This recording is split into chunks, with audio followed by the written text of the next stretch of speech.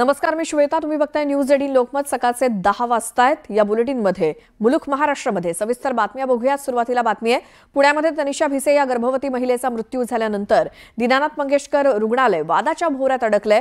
यावरूनच काँग्रेस नेते विजय वडेट्टीवार यांनी थेट मंगेशकर कुटुंबियांवरती निशाणा साधला.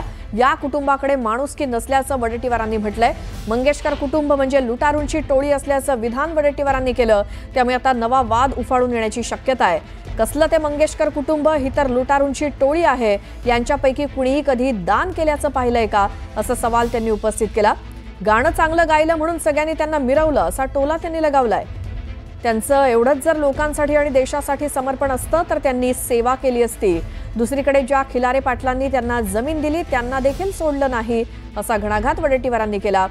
यांच्यात कसली माणुसकी आहे? या माणुसकीला कलंक असलेलं हे कुटुंब आहे असं मी मानतो. अशा प्रकारे चॅरिटी म्हणून फायदा घ्यायचा आणि गरिबांना लुटायचं हे धंदे बंद झाले पाहिजेत, असंही वडेट्टीवार म्हणाले.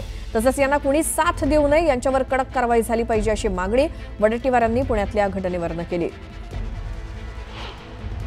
ज्या माणसांनी खिलारे पाटलांनी जमीन दिली त्यांना सोडलं नाही या नालायकांनी, हे कसले माणुसकी आहे यांच्यात?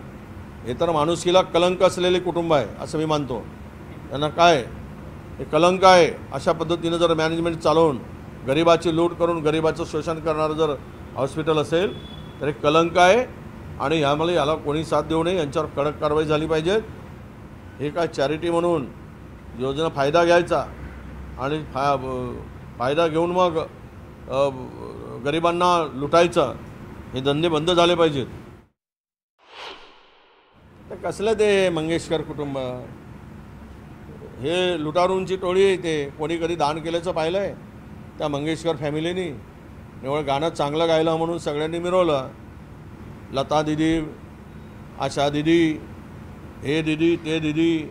अरे तेवढं जर समर्पण असतं जर लोकांसाठी आणि देशासाठी तर ते सेवा केली असती.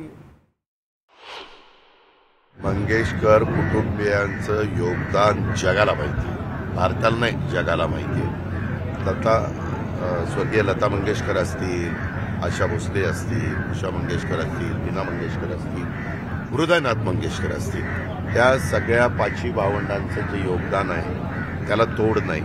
आणि त्याच्यामुळं कुणी काय बोलावं ते मी सांगू शकत नाही. परंतु बहुतेक महाराष्ट्रीयन जनतेला त्यांच्या परिवाराबद्दल एक आपलेपणा आहे, रिस्पेक्ट आहे. त्याच्यामुळं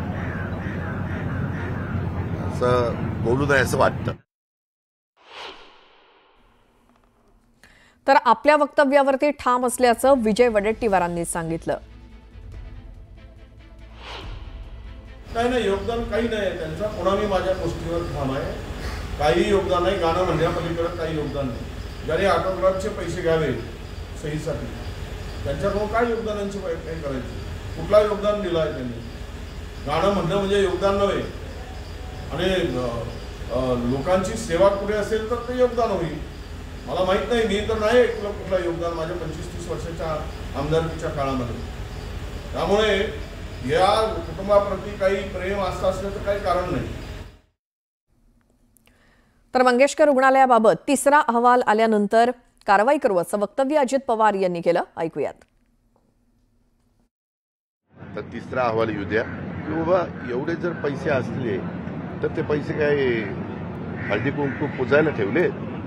ते जनतेच्या करता आहेत ना. आता त्याच्यामध्ये असंही ठरलेलं आहे, म्हणजे चर्चा झालेली आहे की हे जे काही हॉस्पिटल आहेत त्याच्यामध्ये जे आपल्या चॅरिटेबल ज्या हॉस्पिटल आहेत तसा उल्लेख करायचा की जेणेकरून जनतेला, नागरिकांना पण कळलं पाहिजे.